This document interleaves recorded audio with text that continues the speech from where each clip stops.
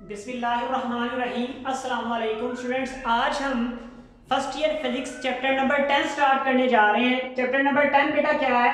Optical instruments. बेटा optical instruments कौन से होते हैं? वो तमाम के तमाम डिवाइसेस जो laws of reflection and laws of refraction की बेस पर बनाए जाते हैं, उन तमाम डिवाइसेस को ऑप्टिकल इंस्ट्रूमेंट कहा जाता है। लॉज ऑफ रिफ्लेक्शन और रिफ्लेक्शन बेटा जैसे example angle of incidence is equal to होता है एंगल ऑफ रिफ्लेक्शन के, और स्नेल लॉ के अकॉर्डिंग बेटा n1 into sine theta 1 is equal to होता है n2 इंटू साइन थीटा 2 के इक्वल होता है। तो बेटा ये कुछ लॉज हैं और भी इसे डिटेल में बेटा चैप्टर नंबर 10 में हम पढ़ेंगे फर्दर जाके। तो सबसे पहले बेटा हमने इसकी डेफिनेशन लिखी हुई है, the instrument which are based on the laws of reflection and refraction are called optical instrument. बेटा इन्हें क्या कहते हैं? ऑप्टिकल इंस्ट्रूमेंट कहते हैं, जो लॉज ऑफ रिफ्लेक्शन और रिफ्रैक्शन की बेस पर बनाए जाते हैं। बेटा इस चैप्टर की टर्म जो सबसे पहले है वो है विजुअल एंगल। विजुअल एंगल बेटा क्या है? जब हम किसी ऑब्जेक्ट को देखते हैं तो बेटा हमारी आंखों से लाइट निकलती है। वो लाइट ऑब्जेक्ट को सपोज करें मैं देख रहा हूं तो ऑब्जेक्ट के एक हाईएस्ट पॉइंट पर एक लोएस्ट पॉइंट पर जाएगी। बेटा दो रेज निकल रही होंगी ऐसे, उन दोनों रेज के दरमियान जो एंगल बनेगा बेटा उसे हम कहते हैं विजुअल एंगल। यानी ऑब्जेक्ट को देखने के लिए मैक्सिमम हाइट और मिनिमम हाइट के दरमियान में जो दोनों रेज बनेगी, उन दोनों रेज के दरमियान जो एंगल बनेगा उसे बेटा क्या कहेंगे? विजुअल एंगल कहेंगे। जैसे बेटा एग्जांपल दी है, यहाँ पर एक ऑब्जेक्ट रखा हुआ है, इस ऑब्जेक्ट को बेटा देखने के लिए ह्यूमन आई का बेटा रे इधर जाएगी, दूसरी रे बेटा इधर जाएगी, दोनों के दरमियान जो एंगल बनेगा उसे क्या कहेंगे? थीटा कहेंगे। तो बेटा हमने डेफिनेशन ये लिखी हुई है, the angle made by an object at human I. Angle बेटा कौन सा ऑब्जेक्ट बनाता है ह्यूमन आई पर, इज कॉल्ड विजुअल एंगल। इसे क्या कहते हैं? विजुअल एंगल कहते हैं, एज शोन इन फिगर, जैसे कि फिगर में दिखा दिया गया। जी बेटा नेक्स्ट टर्म हमारे पास है least distance. It is most important बेटा शॉर्ट क्वेश्चन। आपके चैप्टर के 10 का ये इंपॉर्टेंट एक शॉर्ट क्वेश्चन है, अक्सर पेपर में पूछा जाता है लीस्ट डिस्टेंस क्या होता है, एमसीक्यू में पूछा जा सकता है। तो बेटा लीस्ट डिस्टेंस वो होगा जहां पर आपको ऑब्जेक्ट क्लियरली नजर आ रहा है। लीस्ट डिस्टेंस मिनिमम नहीं होता, ना ही ये मैक्सिमम होता है, मिनिमम भी नहीं है और मैक्सिमम भी नहीं है। एक्चुअली बेटा ये क्या है? ये वो कम से कम फासला है जहां पर आप डिटेल गेन कर सकते हैं। मैं कह रहा हूँ मिनिमम भी नहीं है और यहाँ पे कह रहे हैं कम से कम फासला। देखिए बेटा इसकी एग्जांपल लें, तो बेटा कम से कम फासला तो ये भी है, लेकिन जहां पर मुझे जो ऑब्जेक्ट क्लियर नजर नहीं आ रहा, लेकिन मैं इसको दूर लेके जाता रहूंगा और मुझे ऑब्जेक्ट पर है एक नंबर लिखा हुआ ऑब्जेक्ट नजर आना शुरू हो जाएगा। इसका मतलब है ये डिस्टेंस आ गया जहां पर मुझे हर एक नंबर वाज़ेह नजर आ रहा है, ये इसका लीस्ट डिस्टेंस है। अगर इससे बेटा दूर ले जाऊंगा तभी मुझे नजर नहीं आएगा। मतलब ना तो बहुत करीब नजर आ रहा है ना बहुत दूर नजर आ रहा है, बल्कि दरमियान में एक पॉइंट ऐसा है जहां पर मुझे हर एक चीज वाज़ेह नजर आ रही है। उस पॉइंट तक का डिस्टेंस को हम क्या कहेंगे बेटा? लीस्ट डिस्टेंस कहेंगे। बेटा लीस्ट डिस्टेंस की डेफिनेशन क्या लिखी है? The minimum distance from human I. Minimum distance किसका बेटा? ह्यूमन आई का। एट विच एन ऑब्जेक्ट, जहां पर एक object appear to be distinct, जहां पर एक ऑब्जेक्ट क्या हो जाए? डिस्टिंक्ट हो जाए, वाज़ेह हो जाए, नजर आना शुरू हो जाए, इज कॉल्ड लीस्ट डिस्टेंस। इसे क्या कहते हैं? लीस्ट डिस्टेंस कहते हैं। इसे डिस्टिंक्ट विजन भी कहते हैं, मतलब वाज़ेह तौर पे चीजों का नजर आना। जैसे बेटा अगर आप ऑब्जेक्ट को यहाँ पे वाज़ेह तौर पे देख रहे हैं तो यहाँ से यहाँ तक जो डिस्टेंस होगा, ये एंगल बेटा उसमें बन रहा है जिसे हम विजुअल एंगल का नाम दे रहे थे। और यहाँ से यहाँ तक बेटा जो डिस्टेंस है इसे बेटा क्या नाम देते हैं? इसे हम नाम देते हैं डी का, मींस लीस्ट डिस्टेंस का। बेटा हमारे पास है magnification. What is magnification?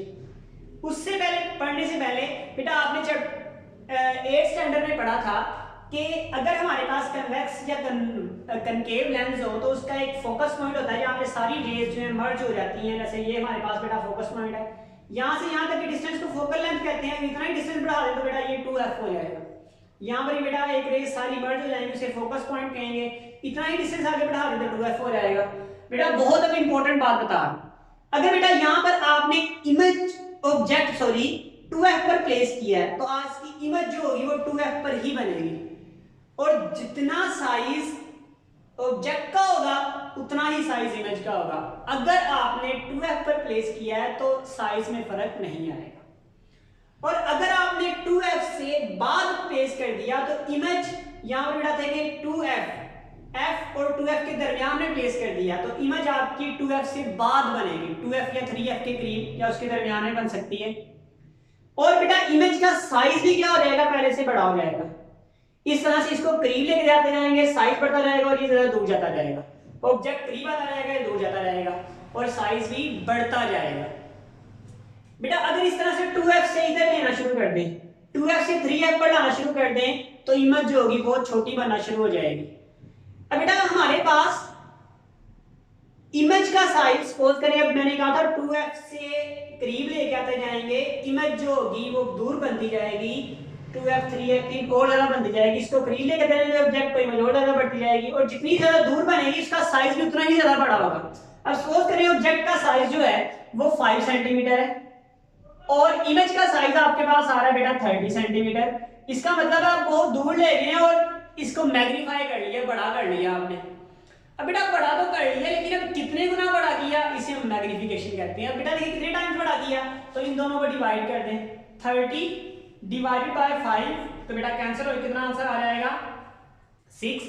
Means कितने गुना बड़ा किया हमने बेटा, 6 टाइम्स इसको बड़ा किया। इसका मतलब है इमेज के साइज को अगर ऑब्जेक्ट के साइज पर डिवाइड कर दें तो इसे मैग्नीफिकेशन कहते हैं। रिमेंबर बेटा देखिए ये भी सेंटीमीटर था, ये भी सेंटीमीटर था, तो सेंटीमीटर बेटा सेंटीमीटर से क्या हो जाएगा, कैंसिल हो जाएगा। मींस इसका यूनिट कोई भी नहीं आएगा, it has no units. Important point है बेटा। डेफिनेशन भी हमने कुछ ऐसी लिखी हुई है, the ratio of size of image to the size of object is called magnification. दो चीजों की रेशियो, किस किस चीज की, इमेज के साइज की, ऑब्जेक्ट के साइज की, दोनों को डिवाइड करने जितना गुना बड़ा हुआ होगा उसे क्या कहेंगे, मैग्नीफिकेशन कहेंगे। इट हैज नो यूनिट्स, इसका कोई यूनिट नहीं होता। And m is equal to size of image to the size of object is equal to i over o। तो हमारे पास बेटा क्या आ जाएगा, i डिवाइड बाय o आ जाएगा। नेक्स्ट बेटा देखिए मैंने अभी आपको ये बात बता रहा था कि इसको जितना आप दूर लेके जाते जाएंगे, इमेज को जितना दूर कैसे गिरा सकते हैं, ऑब्जेक्ट को करीब लेते जाते हैं, इमेज जितनी दूर बनेगी उसका साइज उतना ज्यादा होगा।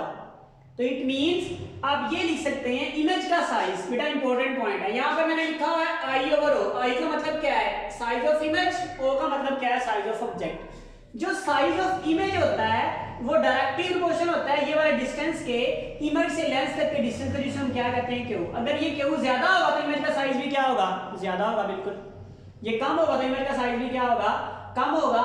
इस साइन को बेटा खत्म करने के लिए आप इक्वल लगाते हैं और k लगाते हैं मल्टीप्लाई बाय क्यू। तो हमने बेटा मल्टीप्लाई क्या कर दिया, क्यू से मल्टीप्लाई कर दिया जी बेटा। इसी तरह से ऑब्जेक्ट को बेटा करीब लेके आते जाएंगे तो साइज भी कम होता जाएगा।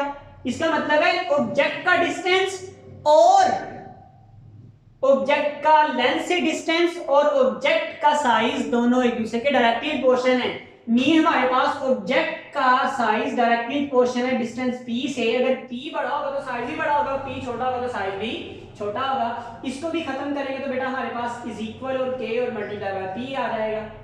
बेटा ये इक्वेशन है और ये इक्वेशन है, इन दोनों की वैल्यूज बेटा इस वाली इक्वेशन में पुट करें। देखिए बेटा यहां पर हमने पुट कर दी तो हमारे पास क्या रहेगा, k q और ऑब्जेक्ट की जगह ऑब्जेक्ट की वैल्यू पुट कर दी k p is equal to m। बेटा k k से क्या हो जाएगा, कैंसिल, तो m is equal to q over p, लिहाजा i e over o is equal to q over p। और दोनों किसके इक्वल होते हैं, ये दोनों m के इक्वल होते हैं। तो हमारे पास बेटा m का आंसर क्या आएगा, इसीलिए हमने एक और डेफिनेशन लिखी है, the ratio of distance of image from lens to the distance of object to the lens is called magnification. यानी दो डिस्टेंस की रेशियो, जो इमेज का लेंस तक का डिस्टेंस है डिवाइड बाय जो ऑब्जेक्ट का लेंस तक डिस्टेंस है, इन दोनों को डिवाइड करेंगे तो हमारे पास क्या आ जाएगी, मैग्नीफिकेशन आ जाएगी। इसका फार्मूला बनेगा q ओवर p बनेगा।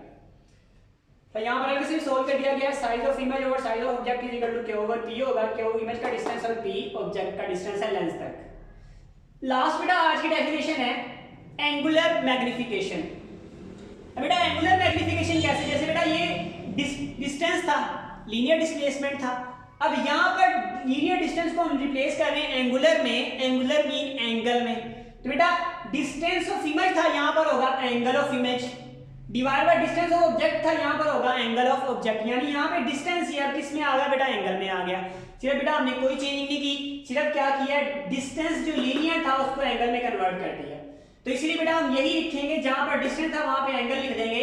The ratio of angle subtended by the image to the angle subtended by the object किसका बेटा, ऑब्जेक्ट का एंगल और इमेज का angle to the object is called angular magnification. उसे क्या कहते हैं, एंगुलर मैग्निफिकेशन कहते हैं।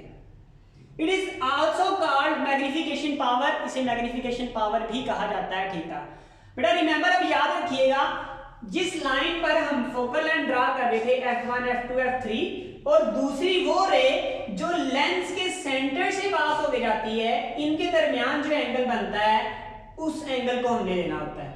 अब बेटा ये रे देखें स्ट्रेट जा रही है जिस पर हमने f2 f3 f लिखा हुआ है, और दूसरी रे जो बेटा स्ट्रेट बिल्कुल जा रही है, जो बेंड नहीं हुई, जिसने अपना रास्ता चेंज नहीं किया, उसकी बात कर रहे हैं। तो बेटा इस लाइन के दरमियान और इस लाइन के दरमियान एंगल जो बीटा बन रहा है, इमेज वाला एंगल जो हमेशा होगा बेटा बीटा लिया करेंगे, और हमारे पास ऑब्जेक्ट वाला जो एंगल होगा उसे अल्फा लिया करेंगे। देखिए बेटा ये लाइन स्ट्रेट जा रही है और जिस पर हम f2 f3 f लिख रहे हैं, यानी सेंटर ऑफ कर्वेचर से फोकल लेंथ तक ले जाने वाली लाइन को जो फोकल लेंथ कहते हैं, उस वाली लाइन को बेटा आगे बढ़ा दें तो हमारे पास ये क्या होगा, अल्फा। अब बेटा इस दोनों एंगल की जो ratio beta over alpha means angle subtended by the image or the angle subtended by the object is also called angular magnification। बेटा इसे क्या कहते हैं, m is equal to delta theta image divided by theta object, and m is equal to beta over alpha, where beta is the angle subtended by the image and alpha is the angle subtended by the object। जी बेटा अभी question और पूछिएगा। अस्सलाम वालेकुम व रहमतुल्लाहि व बरकातुहू।